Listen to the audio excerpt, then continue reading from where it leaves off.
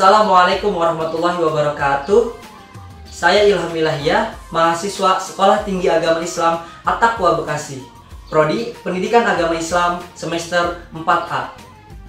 Pada kesempatan kali ini, saya akan mempraktekkan strategi belajar mengajar dengan menggabungkan 3 metode, yaitu metode ceramah, metode tanya jawab, dan metode demonstrasi. Saya akan menggunakan metode ini pada pelajaran fikih dan akan membahas tentang rukun wudhu.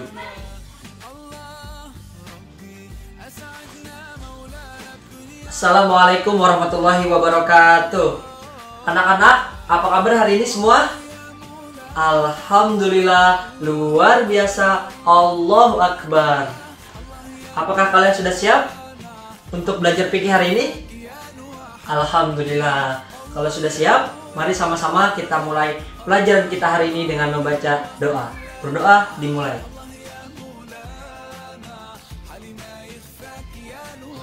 Berdoa selesai. Materi kita pada hari ini yaitu tentang rukun wudhu. Wudhu merupakan salah satu kunci dari sholat. Dari sahabat Abu Hurairah radhiyallahu anhu, ia berkata, Rasulullah Shallallahu Alaihi Wasallam bersabda, la tuqbalu sholatu ahadukum ila ahdatha hatta yatawaddo'a. Tidak akan diterima sholat salah seorang di antara kalian apabila ia berhadas sampai ia berwudu. Mengapa Nabi Muhammad Shallallahu Alaihi Wasallam mengajarkan wudu terlebih dahulu? Karena kalau sholat kita ingin sempurna, maka sempurnakan wudhu kita terlebih dahulu. Lalu, apa sih yang dimaksud dengan wudhu? Menurut syariat, wudhu ialah menggunakan air yang suci mensucikan untuk mencuci atau membasuh anggota badan tertentu untuk menghilangkan hadas kecil, guna melaksanakan sholat dan ibadah lainnya. Lalu, apa saja rukun wudhu? Rukun wudhu itu ada 6. Yang pertama, niat. Mari sama-sama kita bacakan niat wudhu. Bismillahirrahmanirrahim. Nawaitul wudu'a li raf'il hadatsil asghari fardhon lillahi ta'ala. Aku niat wudhu menghilangkan hadas kecil, fardu karena Allah Ta'ala. Lalu rukun yang berikutnya, Allah Subhanahu wa Ta'ala berfirman di dalam surah Al-Maidah ayat 6. A'udzu billahi minasy syaithanir rajim. Bismillahirrahmanirrahim. Ya ayyuhalladzina amanu idza qumtum ilas salati faghsilu wujuhakum wa aydiyakum ilal marafiqi wamsahu bi ru'usikum wa arjulakum ilal ka'bain. Al-ayah. Shadaqallahul aliyyul azim. Wahai orang-orang yang beriman, apabila kamu hendak melaksanakan sholat, maka basuhlah wajahmu dan basuhlah tanganmu sampai ke siku. Usaplah kepalamu dan basuhlah kedua kakimu sampai kedua mata kaki. Dan yang terakhir, yaitu tertib. Artinya harus berurutan sesuai dengan yang sudah ditentukan. Apabila salah satu di antara rukun ini tidak dilaksanakan, maka wudhunya tidak sah. Demikianlah 6 rukun wudhu. Yang pertama, niat. Yang kedua, membasuh wajah. Yang ketiga, membasuh tangan sampai siku. Yang keempat, mengusap kepala. Yang kelima, membasuh kedua kaki sampai mata kaki. Dan yang keenam yaitu tertib. Selain daripada 6 rukun ini, yaitu sunnah, seperti membasuh kedua telapak tangan, berkumur, memasukkan air ke dalam hidung, lalu membasuh telinga. Demikianlah materi kita pada hari ini. Nah, sebelum kita melanjutkan materi berikutnya, Bapak ingin membuka sesi tanya jawab.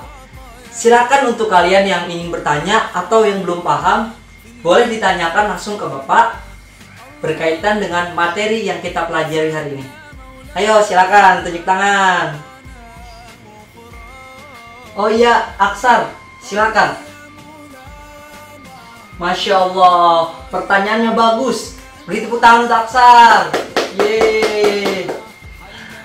Baik, pertanyaan dari Aksar adalah, apakah keutamaan menjaga wudhu? Baik, Bapak akan cerita tentang Bilal bin Rabah. Bilal bin Rabah adalah sahabat Nabi Muhammad SAW. Rasulullah SAW mengabarkan bahwa suara sandal Bilal bin Rabah terdengar di surga.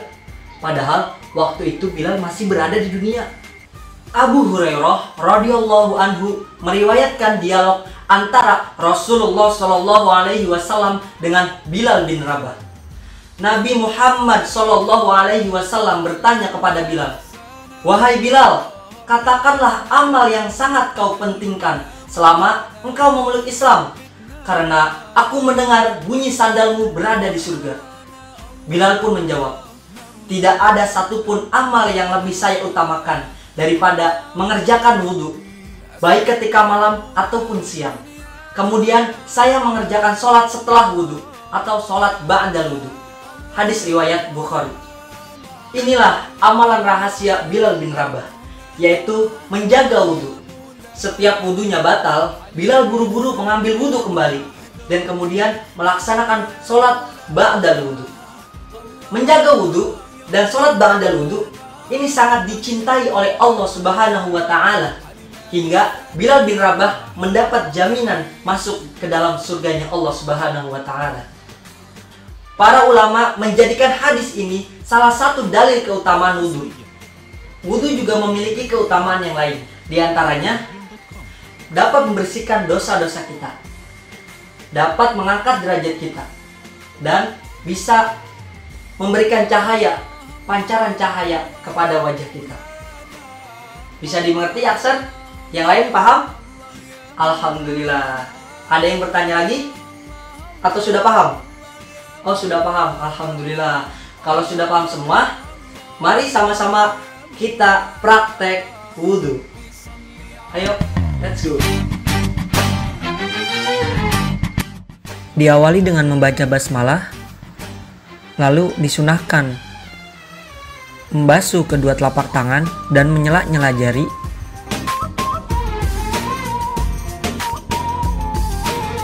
Lalu disunahkan berkumur.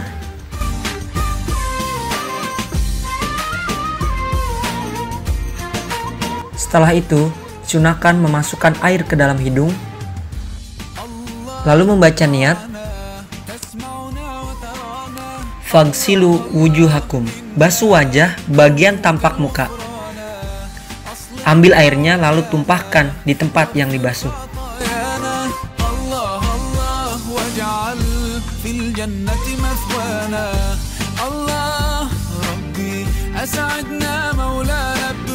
Wa aydiyakum ilal marafiq,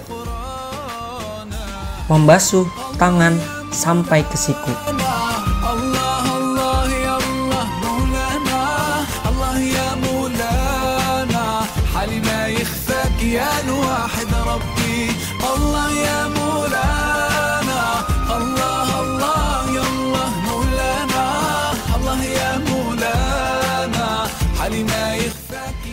Lalu basuh kepala, tumpahkan airnya, basuhkan ke kepala sampai ke ubun-ubun, boleh juga sampai ke belakang bagian kepala.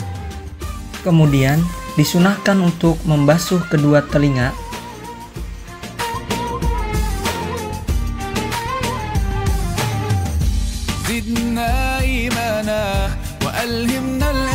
kemudian membasuh kaki sampai ke mata kaki dengan menyela-nyela jari.